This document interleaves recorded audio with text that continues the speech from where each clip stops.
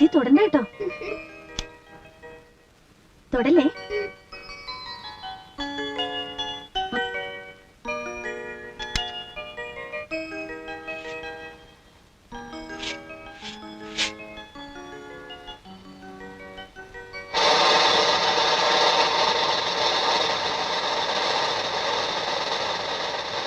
മോളോടല്ലേ ഞാൻ പറഞ്ഞത് അതി തൊടരുതെന്ന്. ഷോക്ക് അടിക്കും. മാറിക്കും. ഇതിലെങ്ങനെയാ സിനിമ വരിക? സിനിമയൊന്നും ഇപ്പൊ വരൂല.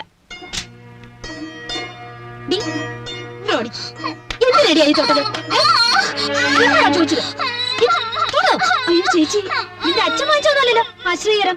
അത് മോള് വല്ലയിടത്തും പിടിച്ച് ഷോക്ക് അടിച്ചാലൊന്ന് പേടിച്ച്. ഇനി തൊട്ടാ നിന്റെ കൈ ഞാൻ വെട്ടു നോക്കിയോ. കുട്ടികൾ തൊടുന്നുള്ള പേടിണ്ടെങ്കിൽ ഈ പണ്ടാരൊക്കെ സ്വന്തം മുറി എടുത്തു വെച്ചാ പോരെ. എന്തിനാ മോള് കരയുന്നേ?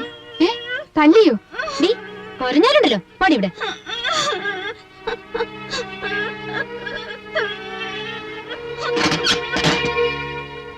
എന്താ ചേച്ചി? അത് ദിവ്യമോള് വീശിയേറി തൊട്ടപ്പോ ഷോക്ക് അടിക്കുമെന്ന് കരുതി വേണ്ടാന്ന് പറഞ്ഞു. അതിന് കാഞ്ചന കൊച്ചിനെ തന്നെ എന്തിനാ? ചേച്ചിക്ക് എന്തോ പെട്ടെന്ന് ദേഷ്യം വന്നു. ദേഷ്യം വന്നതേ കാരണം ഉണ്ടായിട്ടാ. എന്റെ മോക്ക് വീസിയാർ വാങ്ങിക്കാനുള്ള സ്ഥിതിയൊന്നും ഞങ്ങൾക്കില്ല. നീ എന്തിനാണ് കൊച്ചിനെ തല്ലിയേ? വല്ലവരുടെ വീസിയാർ തൊട്ടാ പിന്നെ തല്ലണ്ടേ? വല്ലവരുടെ വീസിയാറോ? അതേ തൊടണ്ടെന്ന് ശൈലജ പറഞ്ഞത് അത്ര വലിയ കുറ്റമായി പോയോ? ഇല്ല, കുറ്റം മുഴുവൻ എന്റെയാ. എനിക്ക് ജോലിയില്ലല്ലോ, പഠിപ്പും പത്രാസും ഇല്ലല്ലോ. കുറച്ചു ദിവസമായി ഞാൻ എല്ലാരും ശ്രദ്ധിക്കുക. എന്നെ അമ്മയുടെ ഒരു മോൻ കെട്ടിക്കൊണ്ട് വന്നതാ.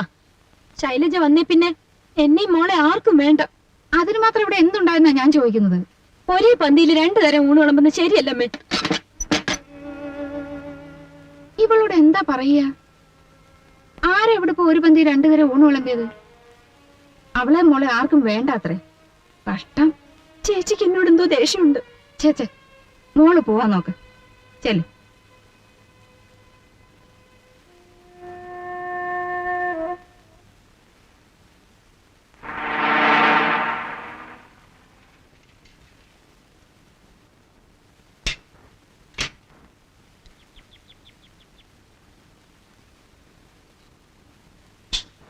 ചേച്ചി, കുറച്ച് മട്ടനാ.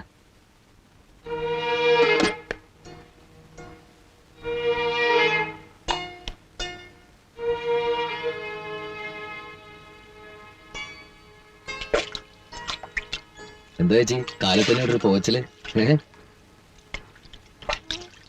അവളൊരു മണ്ടൂസ ചേച്ചി. ഓ, അപ്പോ അവളത് നിന്റെ അടുത്ത് എത്തിച്ചു അല്ലേ? ഏയ്, ബസ് സ്റ്റോപ്പിൽ നിൽക്കുകയായിരുന്നു. മുഖത്തൊരു വാട്ടം കണ്ടപ്പോ കാരണം ചോദിച്ചു. ഞാൻ നിർബന്ധിച്ചപ്പോ പറഞ്ഞെന്നുള്ളൂ. എന്നാലും വിവരം പറഞ്ഞല്ലോ. മോഹൻ അറിയോ ഈ വീട്ടിൽ എന്തെല്ലാം സംഭവങ്ങൾ നടക്കുന്നു? ഞാൻ സുഖേട്ടനോട് ഒന്നും പറയാറില്ലല്ലോ. ഈ കാതി കൂടെ കേട്ട് ഈ കാതി കൂടെ വിടും. നമ്മളെ തമ്മിൽ അടുപ്പിക്കാനാ ശൈലജയ്ക്ക് ആഗ്രഹം. എന്താ ചേച്ചി ഇത്? ഞാൻ പറഞ്ഞിട്ടില്ല അവൾ ഒരു മണ്ടൂസും പാവമാണെന്ന്. എനിക്കും അങ്ങനെ തോന്നിയിട്ടില്ല.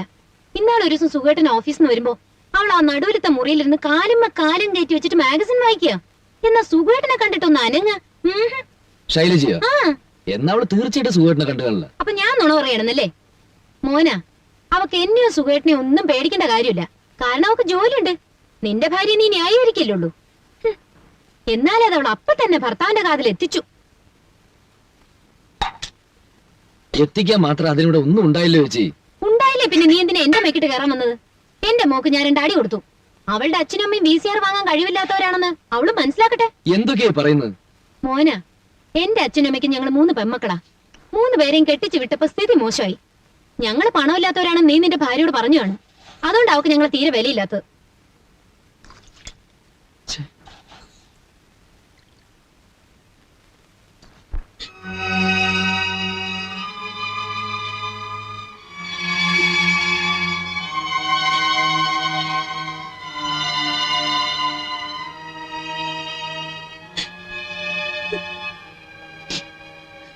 കൊച്ചുകുട്ടിയല്ലേ, അവക്ക് എന്തറിയാം? ഇനിയും ചിലപ്പോ ശൈലജയുടെ VCR തൊട്ടെന്നിരിക്കും. ഇപ്പൊ ഇത്രയും മാത്രമേ സംഭവിച്ചുള്ളൂ. നാളെ എന്റെ മോളെ അവള് തല്ലുന്നത് ഞാൻ കാണേണ്ടി വരും.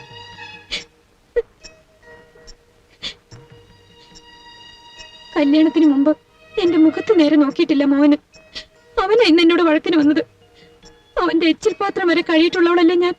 അത് അവൻ ഓർത്തോ? അവള് പണക്കാരി ആയതുകൊണ്ട് അമ്മ അവളുടെ ഭാഗത്താ. എന്ത് ചെയ്യാം? ഞാനൊരു പാവ സ്കൂൾ മാഷിന്റെ മോളായി പോയില്ലേ. കാഞ്ചനെ, നീ ഒന്ന് കരയാതിരിക്കേ. എന്റെ വിഷമം മനസ്സിലാക്കാൻ ഇവിടെ ആരുമില്ല. ദേ, എനിക്കൊന്നേ പറയാനുള്ളൂ, ഞാൻ ഈ നരകത്തിൽ തന്നെ കഴിഞ്ഞോളാം. പക്ഷെ എന്നെ എന്റെ കുഞ്ഞിനെ ദ്രോഹിക്കരുതെന്ന് ഇവിടെ ഉള്ളവരോട് സുഖമായിട്ടൊന്ന് പറയണം. അത്രേ വേണ്ടു.